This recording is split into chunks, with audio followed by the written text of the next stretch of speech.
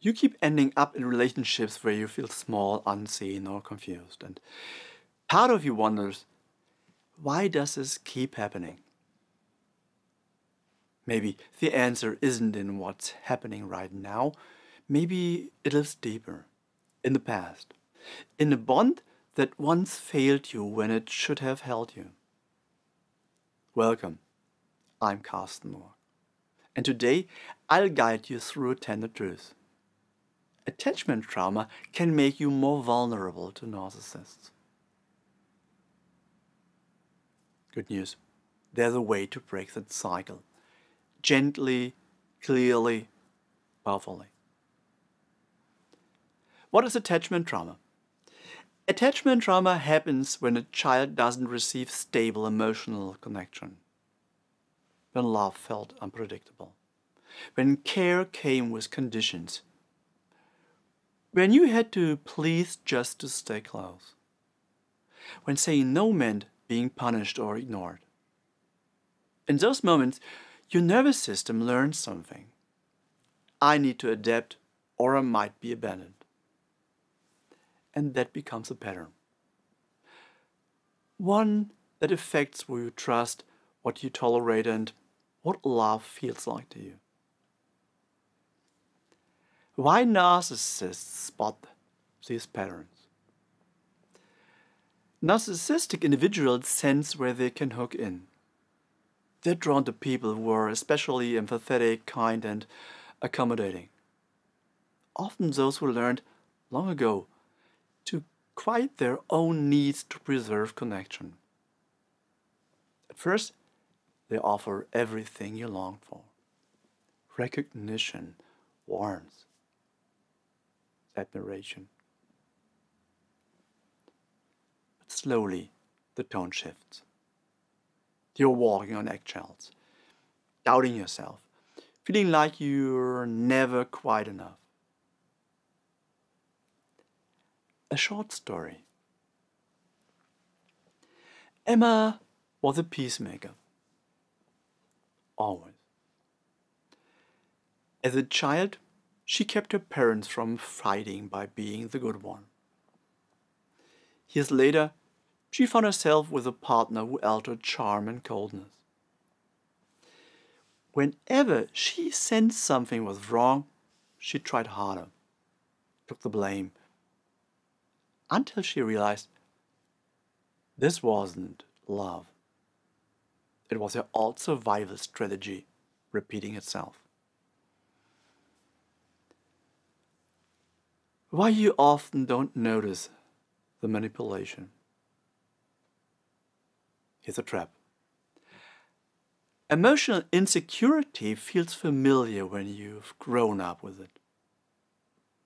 You misread discomfort as something you need to fix. You try to repair the connection instead of questioning it. And that's why it's so hard to walk away. You think, if I love more, maybe it will feel safe. But real safety begins with you.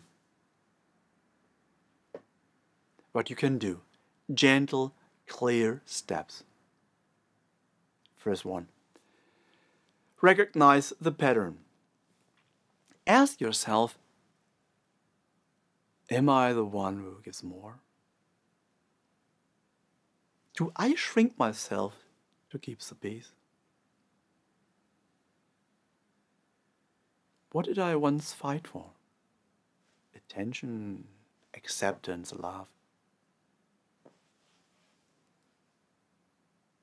There are no flaws. Or let's say, these are not flaws. They are strategies. And you can unlearn them. That's the good news. You're allowed to choose new ones.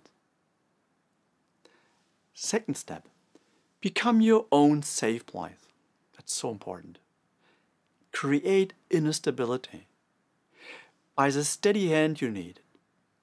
With self-care, body awareness, rituals of grounding. You can't control how others behave. but you can become a space of emotional safety for yourself, and that changes everything. Third step, trust what your body feels. Narcissists say all the right things, but your body knows when it's off. When praise feels empty, when closeness feels cold. Your gut feeling?